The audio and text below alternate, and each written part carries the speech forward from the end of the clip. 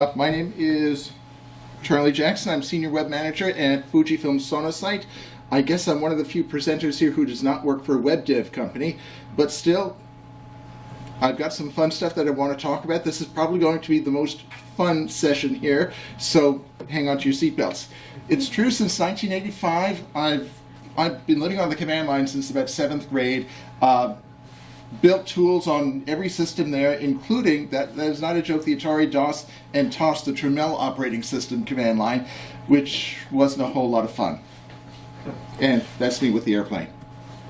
Okay, in case you're bored or curious, Fujifilm Sonosite, we're the leading producers of portable ultrasound, and we also have some incredible websites out there, so I'm told.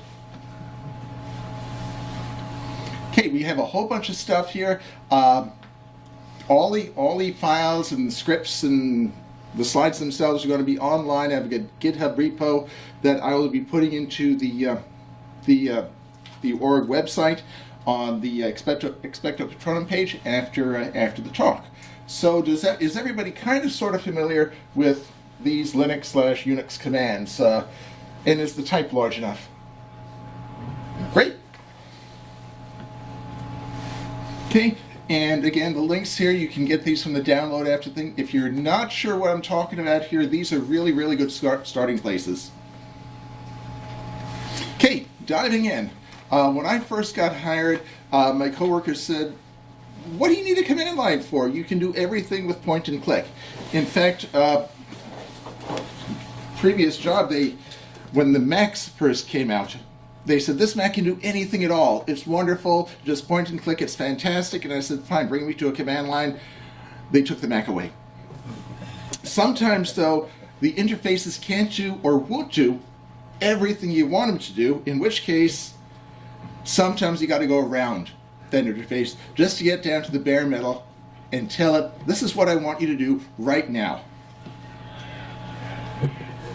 And it occurred to me, while watching, the latest Harry Potter stuff, that there's some similarities between these really sounding Unix commands like grep and sed and awk and netset and tcp and all of that stuff in Harry Potter. So just for fun, I made a list. They're all strange sounding, hard to pronounce words that make no sense. If used right, they can be amazingly powerful, and if used wrong, they can blow up your website pretty quickly. The documentation is ancient. How many people here were born after 1970? Okay, this stuff is older than you are. Okay, and all the documentation was written by, people with long hair and beards, and they're old and things like that.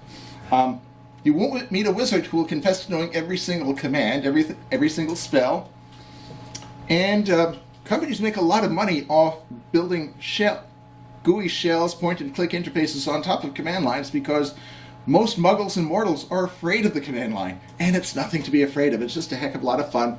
And one thing that was pointed out to me as well is that both communities have a very strong defense against the dark arts contingent. So, diving in, first thing you want to do anytime you're playing with the command line down to the bare metal of the machine, you want to be as safe as possible. Give yourself an out. So, if you have a sandbox or /temp directory, or you probably don't have root access yet, get yourself a safe place where you can practice in. If something completely blows up, it's not a big deal. And there are lots of places you can go. See me afterward, drop me an email, something like that if you have trouble finding it. If you need to get to a command line on a Mac, I can help you with that too. Keep backups. And remember that anything that can blow up will blow up sometime soon, so always have a recovery plan. Don't try to think, okay, yeah, I've done this stuff 100 times before, 101st time, you're going to be surprised. So always keep a backup plan in mind. Okay, diving in. Cat. Now, I'm sure a lot of people here know some Linux commands. Hopefully some of this will be reviewed. Hopefully I'll show you some new fun stuff that you haven't seen before. Cat is one of the oldest Unix commands. It stands for concatenate, not Cat Stevens. And if you just want to see what's in a file, you just cat the file, and there you go, it displays on your screen. You can also put a little wildcard there, that's what that asterisk is, and says, okay, cat all my HTML files. It'll display them all in a long scrolling list, and it'll pick each file in alphabetical order, scroll them all down. You can also say cat 1 and 2, and it'll just print out those. The power here is that it can actually concatenate the files. So let's say that you wanted to take all your HTML files and for whatever reason stick them in one big file. You just use this little redirect down there. Bundles up, in this case you're bundling up all of your PDF files and sticking it into one PDF file. And once upon a time this actually used to work. Anyone know if this still does work? You can take a PDF file, chain them together into one PDF. I believe it still works on some of the older systems. Some of the newer ones, they don't like that as much. Give it a try. Okay, redirection, we talked about this a little bit. This is one of the reasons I like the command line so much. You can take the output of a command, do something really interesting with it, and then do something else with it. It's like building your own Harry Potter spells. So, simplest method, if you just type date at a command line, you get the date. Put a little caret there, and the date does not appear on screen. Instead, it gets dumped out to a file, in this case, mydatefile.txt. And now it contains the following. This one does pretty much the same as before, but it adds to the file. So if you want to append something, great use for this is if you're checking Apache or Nginx log files, you can do date, caret into your log file. It won't hurt your log file, but it'll put the little date in there. So if you're parsing your log file and you want to see, well, gee, when did I look at this? It's a marker in your log file, very easy to put there. It just adds this stuff to the end. So now if you went this to the same file, you're echoing hello world, and you got hello world on the bottom. Easy stuff. The pipe command, or the vertical bar command, takes the output from command A and shuffles it over and plugs it in to the next command, command B. And you can have as many pipes in the command as you like. So, for example, the first one here, let's say you have a log file that you're pretty interested in. You don't want to go to the trouble of FTPing it someplace. Mail it to yourself. Again, cat log.txt displays all this stuff. Pipe, we're going to pipe the output in there and use our command line mailer to mail it to it@hogwarts.edu. And just for fun, we can put a subject on that email called logs, and it'll come. It may show up in your spam folder because this is not a registered mail user, but it will work on your Linux system unless security has locked it down. Okay. Other fun things you can do, ls, it lists your directory, and ls.1-1 just shows you the file names themselves without any of the file permissions, the file size, the file creation date, all of that stuff. It's just the file names. I'm going to list everything in my temp directory. Now we're going to sort it, case insensitive, and I'm going to stuff that in sorted.txt. Okay, ls-1r. This is also kind of fun. This lists everything in and below your site's default files, and wc-l does a word count. So let's say your boss comes up to you, you want to know how many files do I have in and beneath site's default files. This is a really quick way to do it. It counts up all the files, gives you a word count, you're done. Okay, LSLT, we have a project that we're working on at the company now that fetches files from a internal file repository. We wanted to see what the latest files are. ls-lt sorts it by file creation time with the newest stuff at the top. And if you just want to see, well, what's the latest stuff I have in here? More is what Linux and Unix call a pager. It'll give you a page of output at a time with a little pause at the bottom. You hit the space bar and you get the next page of output. So this bottom one, really convenient way just to say, well, okay, show me the first page of stuff that's been changed, newest first. Okay, questions so far? Great. We'll have some more later. Safety nets. again, we talked about safety here, and these are the aliases that I always put anytime I'm logging into a new machine. Anyone not familiar with what an alias is? I heard some other folks talk about it. So basically what this does is, on a base Linux system, base Unix system, if you just had rm, which removes a file, boom, it's gone. The -I says, are you sure you want to do this? And remember, hackers here, you don't have coffee, it's 12 o'clock at night, and you're working on your file system, and all of a sudden you remove the wrong file. I just removed sites default all. So this makes sure, this puts everything in interactive mode. So if you're renaming a file, which we use for MB move, removing a file, copying, the first three there, just make sure that you really want to do what you want to do. You type Y or you type N, little extra step, but believe me, the first time you delete an important file, you'll wish you had these.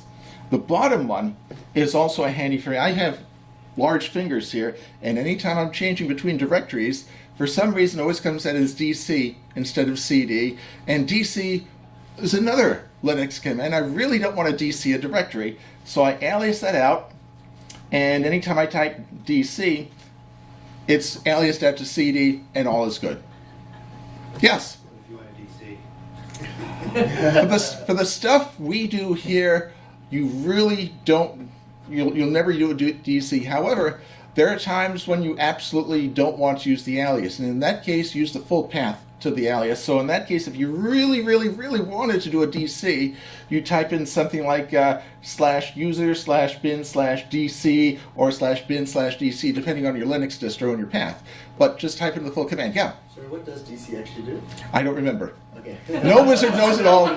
No wizard knows it all. However, the error that you get is, I'm sorry, I cannot process that directory, so I'll have to look it up. But later on, we're going to talk about if you don't know something and you're all alone, how do you figure it out? Man. So, pardon? Man. Even better than man. Even better, because just a hint, with man, you have to know what you're looking for before you can look for it. Well, man DC, I guess I would. Pardon? If we wanted to, like, if someone has their command line open, like man DC, what does it say about the command DC? DC is a reverse Polish desk calculator, which Polish or Polish, I'm not sure. Reverse Polish notation. Okay, desk calculator which supports unlimited precision in arithmetic. Yeah, so you really don't want to do an RPN calculator on a directory. It really won't hurt anything, but if you're tired and you're working hard, it will give you very unexpected results and going, I just wanted to change a directory. Don't give me this reverse Polish notation stuff. Okay, some tools here. You can also tuck this into your bashrc file. All the stuff is for bash, but with minor, if any tweaks at all, you can get it work for your Bourne shell or your C shell or your Z shell or whatever your favorite shell is. These are kind of fun here. Let's say you're logged into your web server machine and you want to see, well, how many TCP connections, how many web connections do I have? How many connections do I have on port 80 and port 443? The first one there, you type num user, alias that out, so you don't have to remember all this Harry Potter nonsense here. And it'll give you a quick count of how many users are there. History is also nice. We'll talk about all these a little bit later on. History records what you did and lets you play it back. And CP info is an LSCPU. It's a little easier to remember. And let's just dive into each of those now. So the num user stuff, if you want to see the whole ugly list of everything that's out there, you can do the netstat an, and that'll give you the whole list there. However, just like Drupal, we have some filters we can apply to this. We're piping it through a filter. egrep says, just look for the stuff that has a 443 or an 80 in it. And then you'll just get the stuff that's on 443 or 80, basically your SSL, your non-SSL sockets. And then the WC-L we recall from late before just gives a word count. So a word count, actually number of lines in there. So num user, at this time we had 76. History records what you have done and also anybody else who's used that account has done. And it looks like this. So if you made a mistake, or if you did something really smart 2 days ago, and you're scratching your head, what did I do? How did I do that? How do I undo it?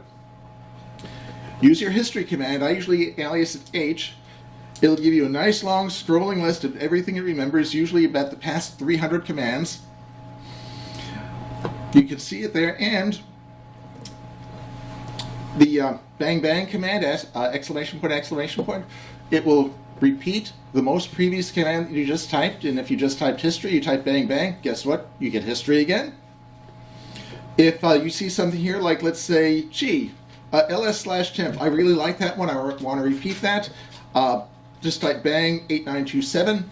Most of the time this is useful for these really long honking Linux incantations here that you don't want to retype in, or it's too long for the copy and paste buffer. Just type bang and the number, and it'll work for you. Another method is just use your up arrows and down arrows. It'll scroll through your command buffer, hit return, does the command again. I got a question for you. Yeah. Can you get it to filter either by line or, after line 8925 or by timestamp? Can you narrow it down? The answer to that question is yes. Now the easiest way to do it is, for me, I just use like a grep filter, Right, like we okay, saw okay. a grep or an egrep filter.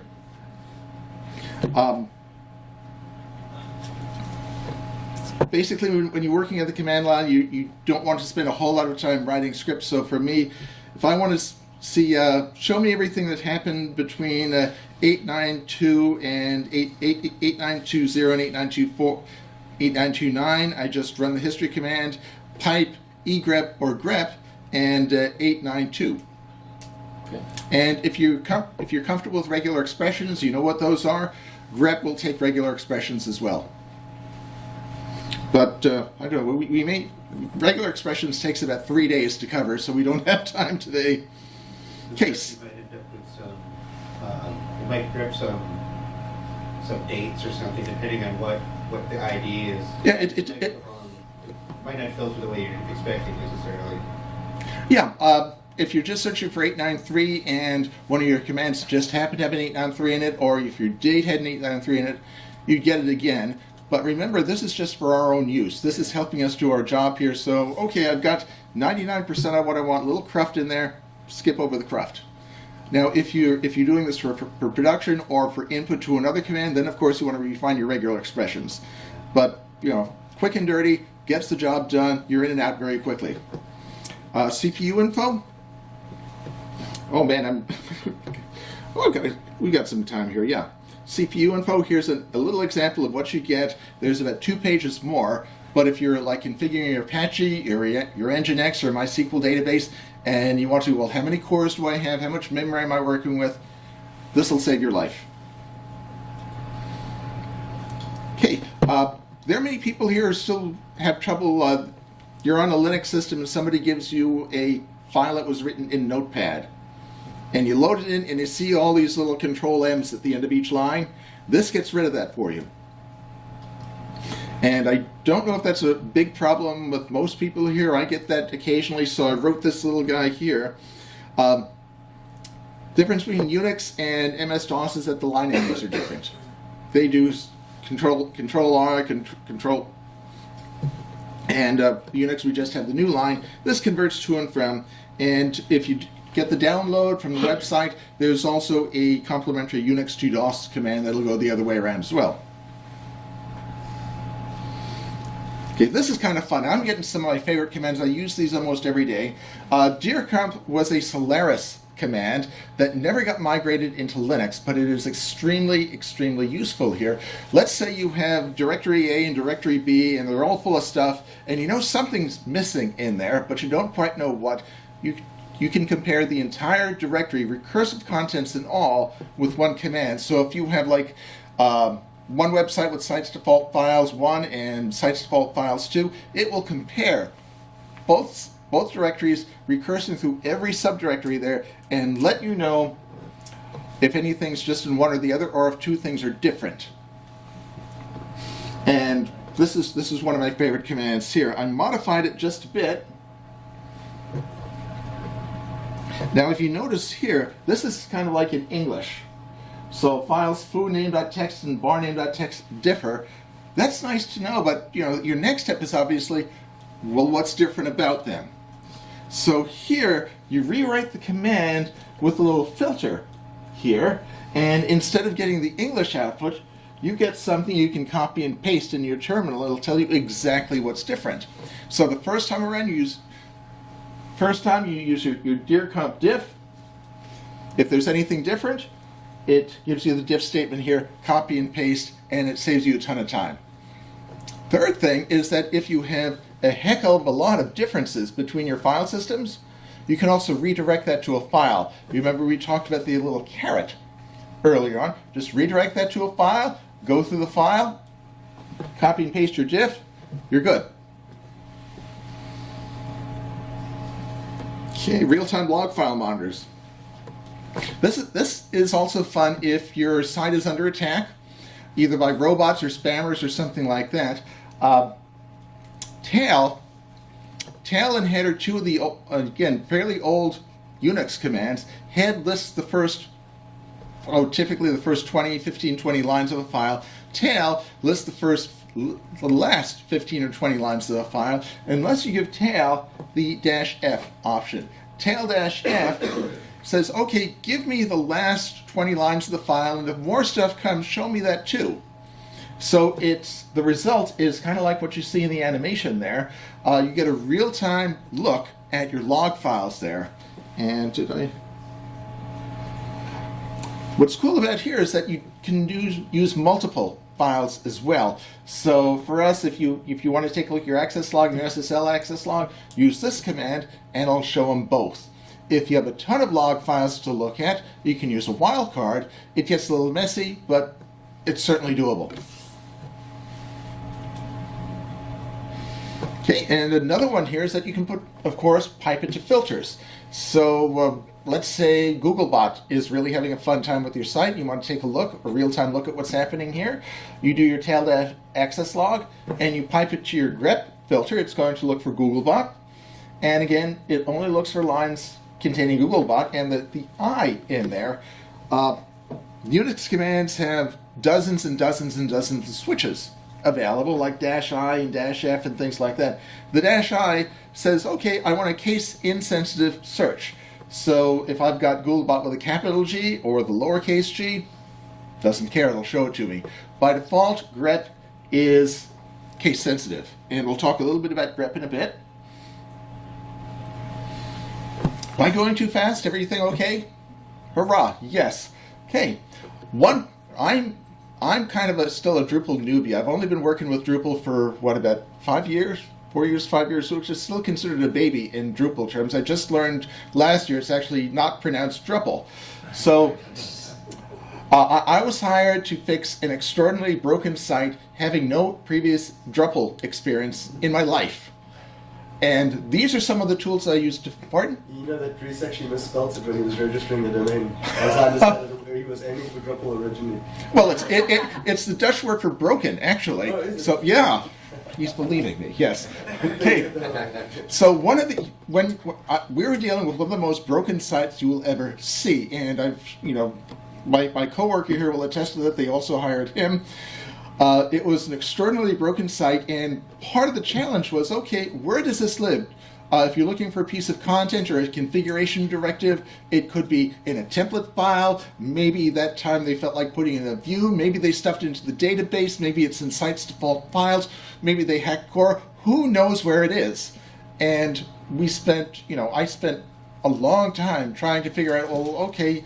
And my boss says, yeah, just change this word on the page. Okay, where does it live? It's nowhere. So we just boil it down to, if you're looking for a string, it's either in a file or it lives in a database.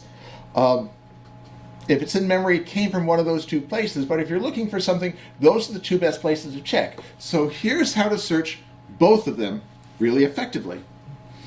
Okay, grep is another ancient Unix incantation. The derivation is at the top. Very few people know what grep stands for. Now you're in that club. Okay, it was a case-sensitive search through a couple of more text files for a string, and then show all the lines that contain that string. So if you have a logical line that's 256 characters, that's what it's going to show. If you dump out your MySQL file, guess what? The MySQL dump is one long logical line. So that's also gets really messy. But if you are just searching through files, it works really, really, really well.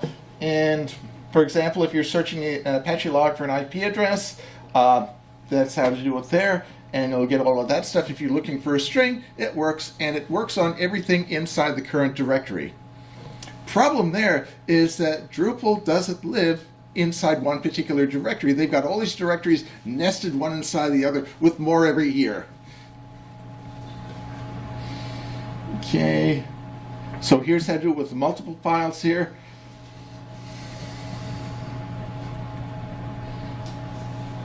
Oh, darn, my slides got out of order. I hate when that happens. Okay, so here we're searching through log files. How many people here get to tweak with Apache and Nginx configurations? Yay. Okay, typically those are compressed. Those are all compressed files just to save space because the log files compress really, really nicely, but you can't search through them really easily. So let's say you got attacked, and mostly an attack happens in two phases. You'll get the guy, the bad guy coming. He'll take an initial scan of your site, see what the vulnerabilities are. Then he'll go away for about 2 or 3 weeks, remembering that the average log file rotation is what? 2 to 3 weeks? He knows what your vulnerabilities are. He comes back 2 to 3 weeks later, kazoom, gets your site. So here's how to search compressed logs. So if you have a suspicion that you've got a bot here, these commands here, depending on what sort of compression you're using, works the same way as grep does. You can grep through your compressed files here really, really simply. It gives the same sort of output, and they also work on multiple files at the same time. So for example, you go into var log nginx or var log httpd, and you can just search through all your compressed files at one go.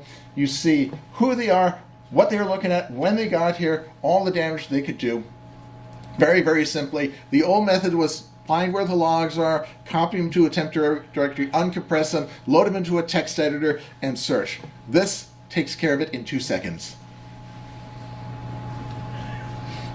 This is the fun part we were talking about back with the broken site. Grep has a recursive option there where, okay, if it doesn't find what you're looking for in the top level directory, it'll keep looking until it runs out of directories to search. It walks through your entire directory tree in search of that string. And basically, grep, or the alias I use is called grin, grep-rin. R means it's a recursive search. I means it's case insensitive, and N is optional, but it will print the line number there. So if you have a really long file, and it says, oh yeah, this occurs at line 428, it becomes very simple for you to find what you're looking for.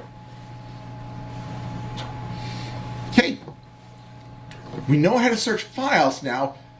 The fun part is, here's how to search your database really effectively. If there's a string and it's stuck someplace in your database right now, unless you've got some bit of indentation like this, it's hard to find where it is.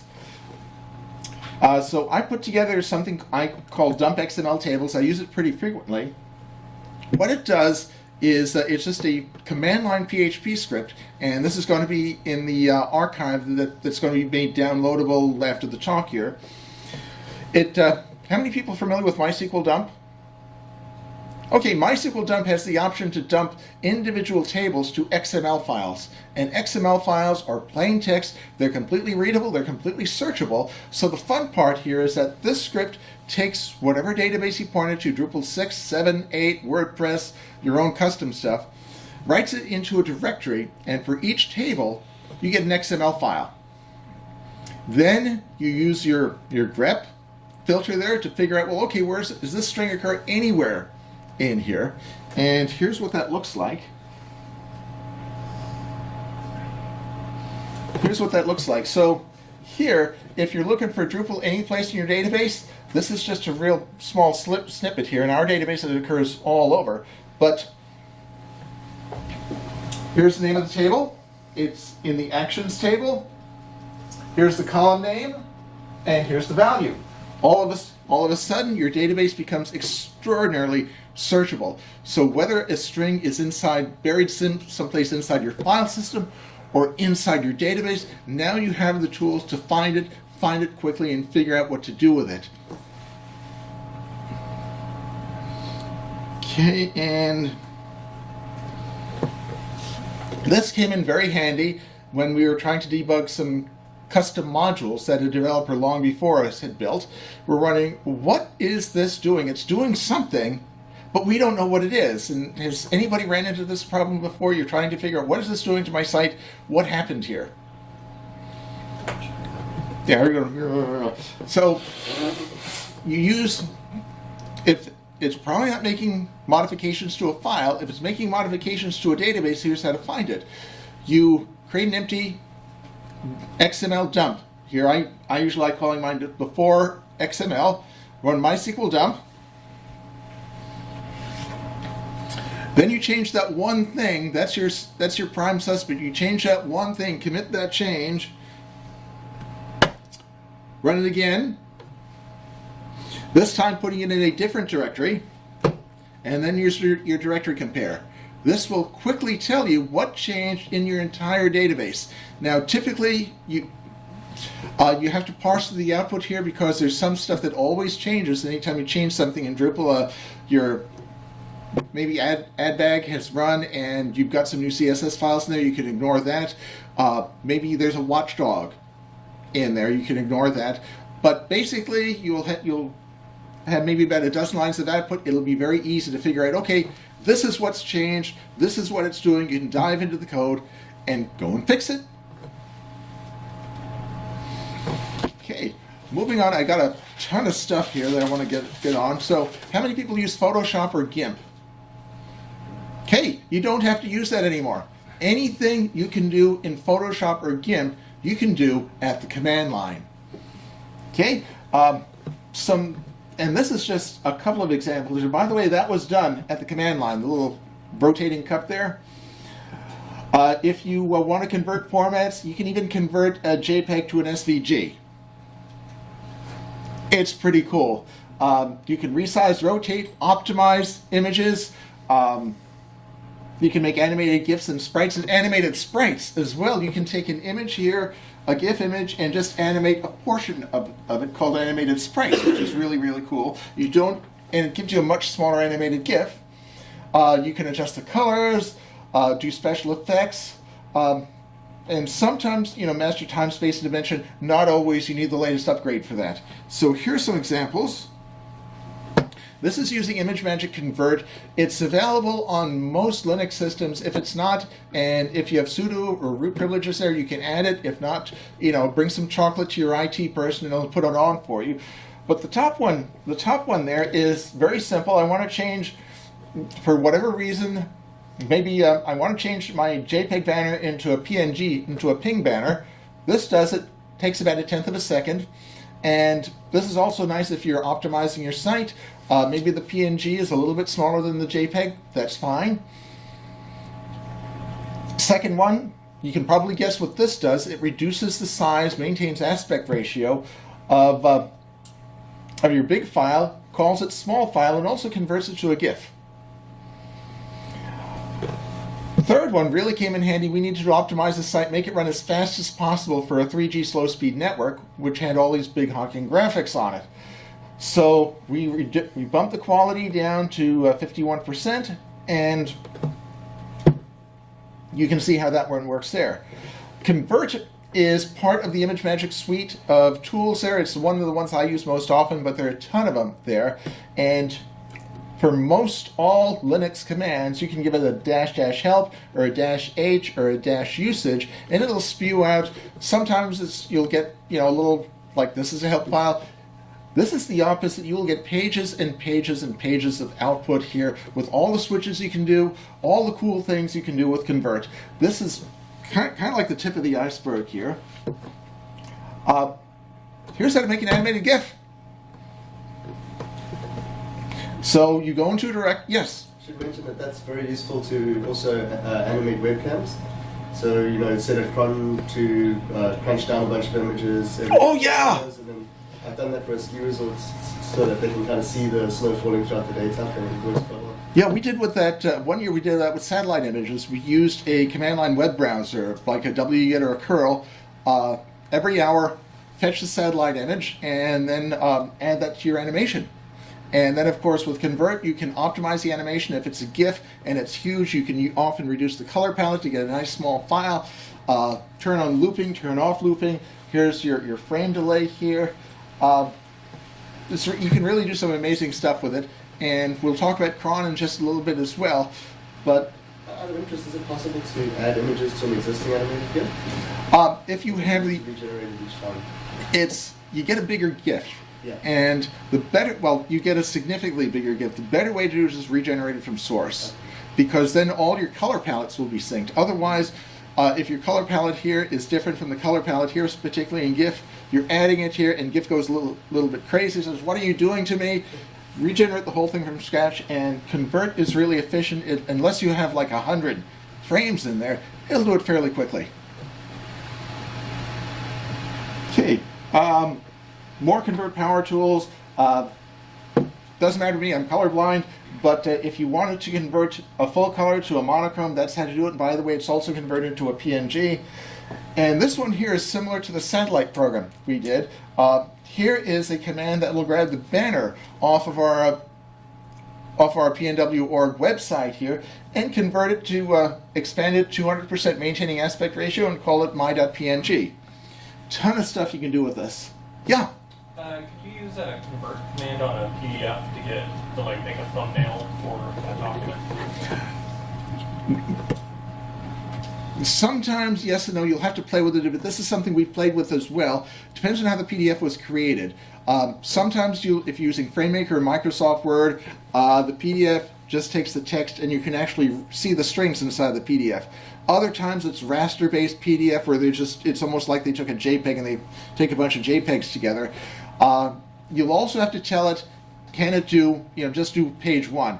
I did do a site like that for a dog breed association. They wanted a newsletter up there, and Convert can do that. You just have to tweak it a little bit and tell it, do a PDF, but you can convert stuff to PDF and from PDF. So they wanted something, I want to upload my newsletter here, and I want a thumbnail of the newsletter.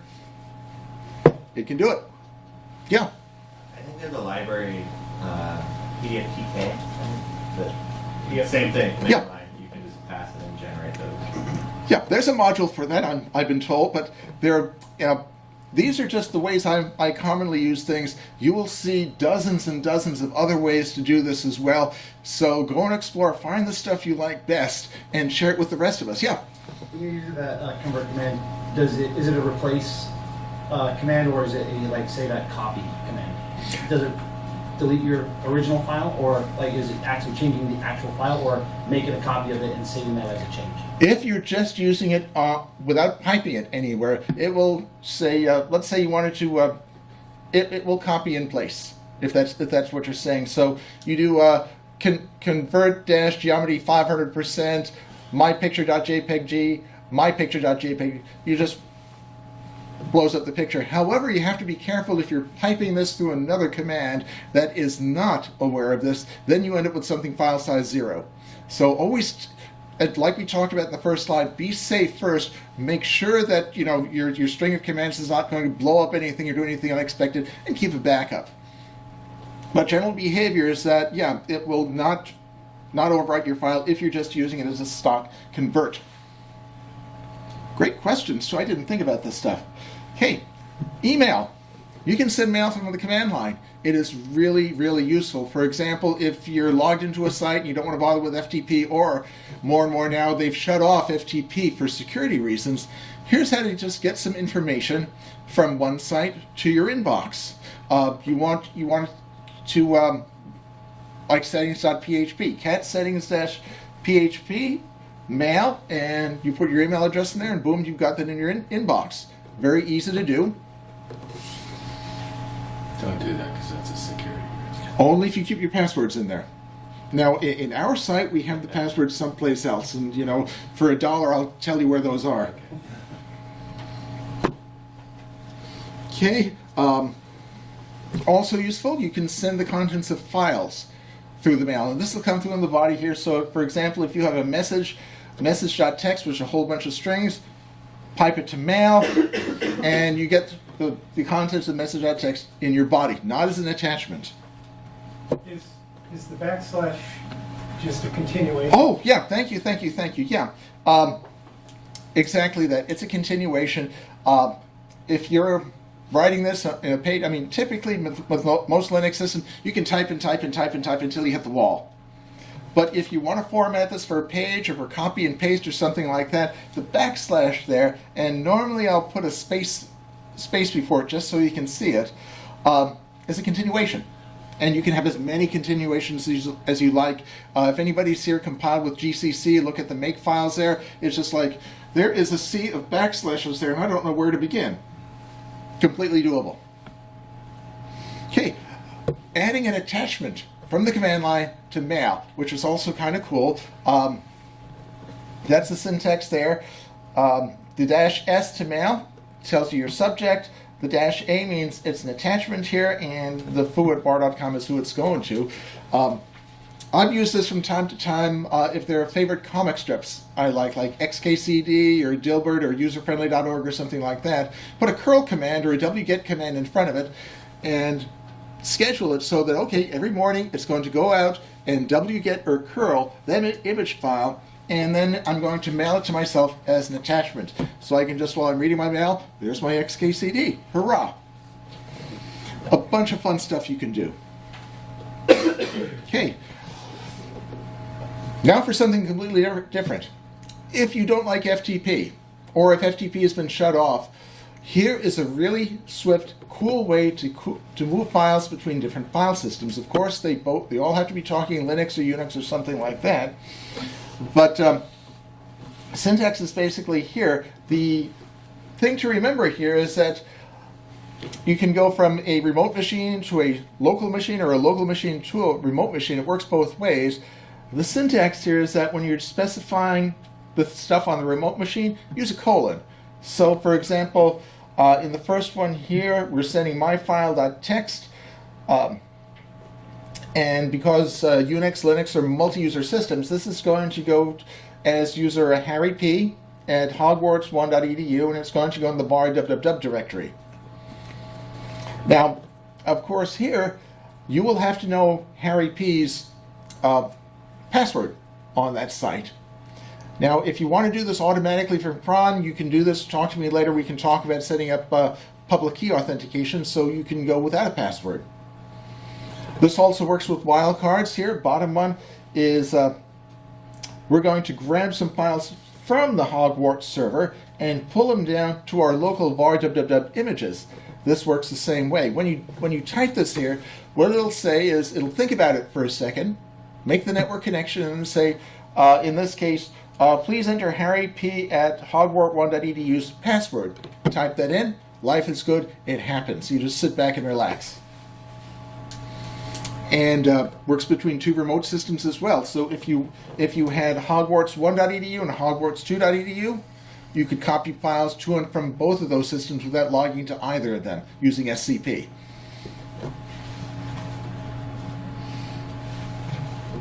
You can also do SCP recursively, which is really cool. You have, I want to send an entire website there. Everything at and below var www. Easy to do. You might want to go for coffee while it's copying, but that's how to do it. Bottom one here is for, how many people have known everything I've talked about so far? Cool. Okay, this is something that even came as a surprise to me. I was talking with one of my favorite Linux admins at work.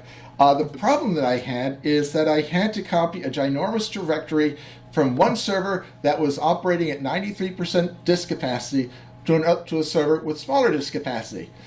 Typically, you put this all into a tar or zip file and FTP it across or something like that. But if you're operating at 93% capacity, you don't have room for that. So she said, Charlie, this is how to do it here. Again, remember, no wizard knows it all, and wizards talk to each other. So here, what this does, it uses a tar command, which, by the way, is one of the oldest Unix commands to get. It stands for tape archive. Tape archive. we're going to create a directory, and we're going to put it to a file. This file, this magic dash here, standing alone all by itself, means standard output, just displayed on the screen. And if you're and this is what we're compressing. This is what we're moving. We're going to pipe the output from the screen and go to Luna at hogwarts.edu. And then when we're there, we're going to uncompress it again.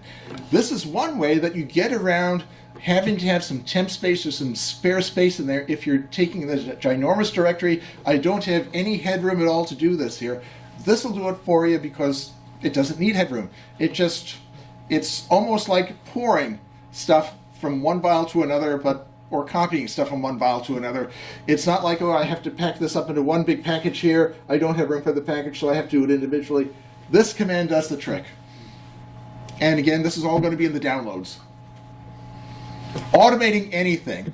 One of the things I love about the command line is that, like all developers, I'm really lazy. So if I wanted to, generate as a video sitemap, I don't think Drupal has a module for that yet. So I wrote a drush script here, and the drush script built into it tells you where the Drupal document root is. If you don't want to do that, you can give that as your -- root option after that. But this automatically generates your video sitemap per schedule here. And can anybody decode the first part here? We'll talk about that in a second. This is going to happen, the top one here, every Sunday at 5:15 in the morning. Okay, this one here is going to happen at 2:45 in the morning every single day of the week.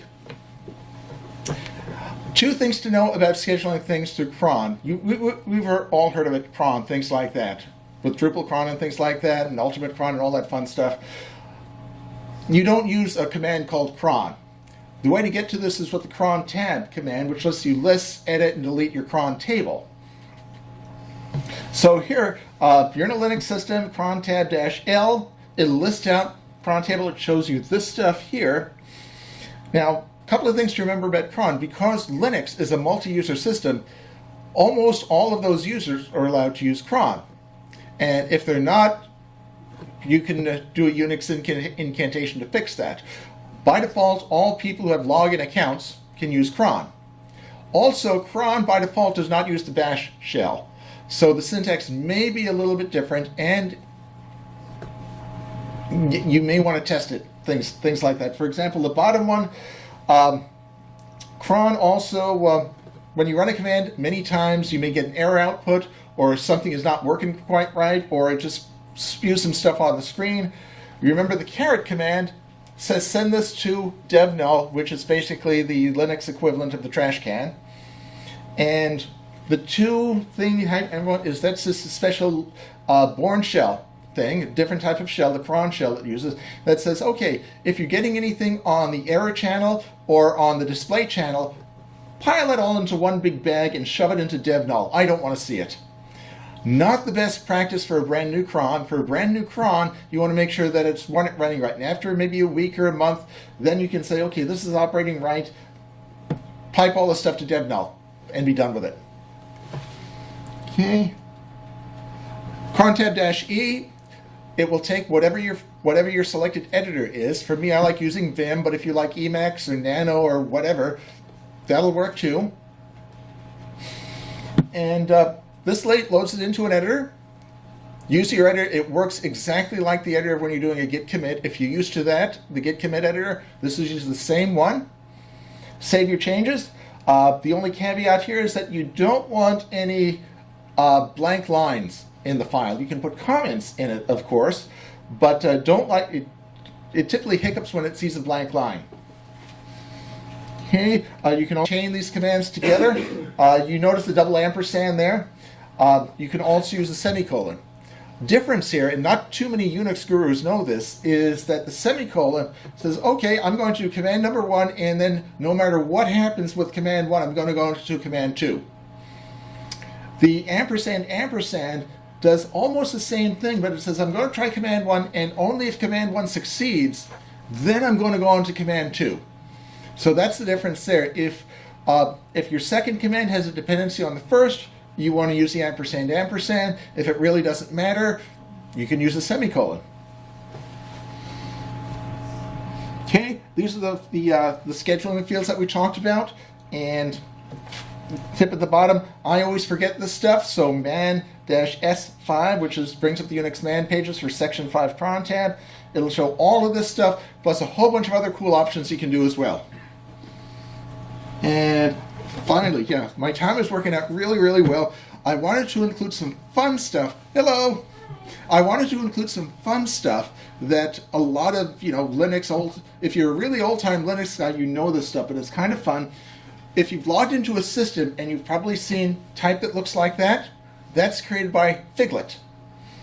And the way this works, the default way is type Figlet, and then whatever stuff you want to do, hit return, and it'll display it on the screen. Or remember, you can use your caret command, redirect it to a file. And how many people know what FCMOTD is? One person. Okay, MOTD stands for Message of the Day. And whenever you log in to a system, the text that's in your MOTD file by default is the stuff that you see on your screen. So you can put, a hello message in there. We usually have the name of the system in there and maybe what OS it's running, things like that.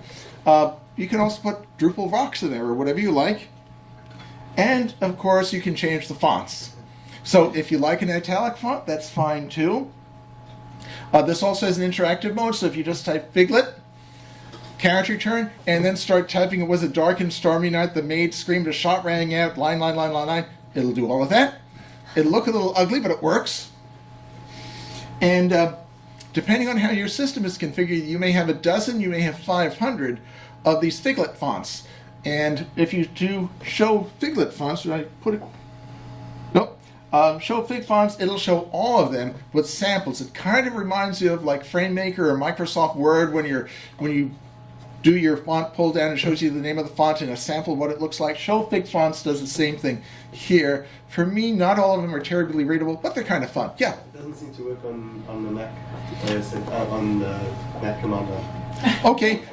Again, some, particularly stuff like this, which are games, you may have to go ahead and ask your IT guy to install them for you. He may say no. Yeah. You can also use Telehack. Telehack has Figlet. Great. Yeah. You see, there are thousands of ways to get the same thing done, and most people are allergic to command line. It is fun. So before I run completely out of time, Fortune is another fun one. There also used to be one called a Shakespearean insults generator, which has kind of faded away. Fortune accesses a long database of funny, not funny, sometimes offensive, sometimes not offensive quotes. You type Fortune, and that's what you get. And you can, there are dozens of Fortune files available. It's just how your system is configured, and you can always add more to them if you like. And it's basically a flat text file, and each Fortune is separated by a line with a % symbol on it. So it's fairly easy to edit if you want to. Okay. Cowsay is another one. How many people know this stuff? I want to make sure that I'm targeting some new stuff that people haven't seen. So Cowsay prints a cow on your screen. It is incredibly useful. And you can have the cow say anything you want.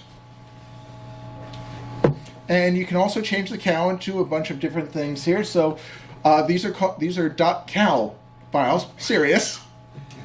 And you can go into your .cow directory, and we all know how to find .cow files now using our find command and our recursive grep command, things like that. So that's easy to find. So you just type, let's say you want to use the Ghostbusters here. Who are you going to call? That's what you get. And of course, you can pipe all this fun stuff together. So, okay, I'm going to take whatever Fortune comes, throw it into Cowsay, and there's what you get. Okay. You can also, if you have access to the system Etsy profile page, Etsy profile is stuff that happens when any user logs in at all.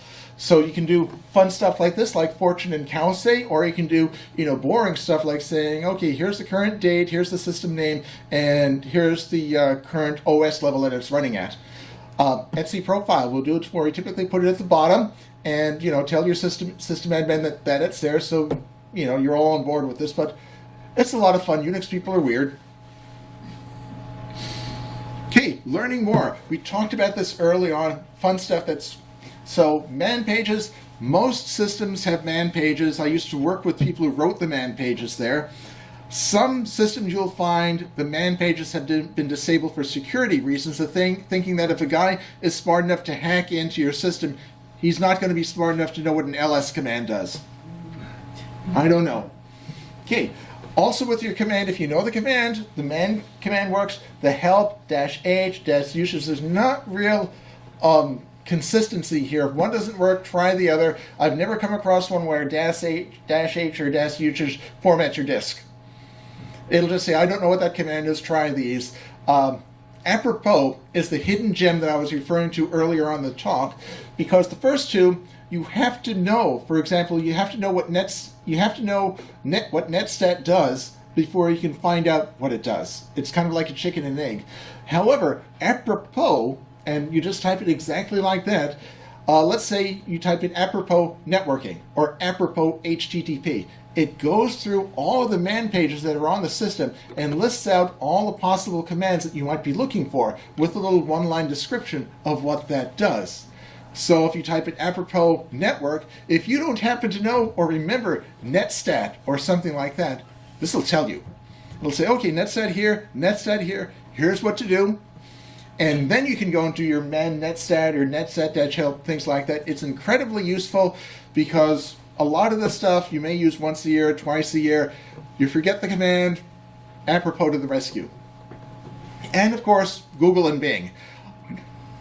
Many times there are these, you can't help but find the man pages that are published on web pages. They're out there, and don't worry, for the stuff that we tend to do, the Ubuntu, the Debian, the Red Hat, the Solaris, the AIX, the IRIX, they all work pretty much the same way. They may have slightly different flags, but having worked on SVR4 and BSD and Darwin and all the rest, the basic stuff that we need to do to get our jobs done, all pretty much the same. The only difference is that sometimes the date command is a little bit funky, or setting the date is a little bit funky. Other than that, if somebody says, hey, I know you're used to using Ubuntu or Red Hat or something like that, and you're moving from CentOS 6 to CentOS 7 or some Linux distro, it's probably going to work. Same command is going to work. You may have to adjust a flag or two, but easy to fix. Okay. So that's about it. Let's see here. So remember, be safe. Don't blow stuff up. Have yourself an escape plan. Going to make the slides about. Now here's the download code as well, but I will put that link up on the site webpage in the Expecto Patronum slide area there. So that'll happen within about an hour or so. You can download that. That will have the slide presentation and have the bash aliases in there. It'll have a MySQL dump script and a bunch of other goodies in there. And if you have any questions, drop me a note. And yeah, I'm the Linux guy with the suspenders. Okay, questions? Yeah. So with all those safety aliases you mentioned earlier, I like that idea, but my one thought is I have a lot of commands that I run that will do something like install a website and it has to delete a bunch of things and reinstall them, that kind of thing. If you were to set up the alias system, would it make you say yes every time, like even you have a larger command? It's going to do, does that make sense? If you've compiled all of those into a script, like if you take a look at MySQL dump, which is PHP command line script or /bin/sh script, what happens there is that it spins up a new shell. And if you have it, in this case, it would be your profile or your aliases directory, things like that. So if you've defined in your bash shell and you're running the script and it's calling a Bourne shell or something like that, you can do it. If you're using another bash script, though, it's all thing to remember is that it's tied to your environment. So if you're running the script in the same environment where your aliases live, then okay, it'll ask you for that. The way around it, though, is the aliases only work when you just type in CP. If you type in /bin/CP, that is the direct path to the command that you want to run. It skips over the alias. So for in this case here, when I'm writing scripts like this, and I really want it to happen, I don't want to be bothered with type yes, /bin/CP, putting the entire path in there. And fortunately, these paths have not changed since the 1970s. So I've been pretty safe there. Other questions? Wow, cool, thank you. This has been a whole lot of fun. Thank you.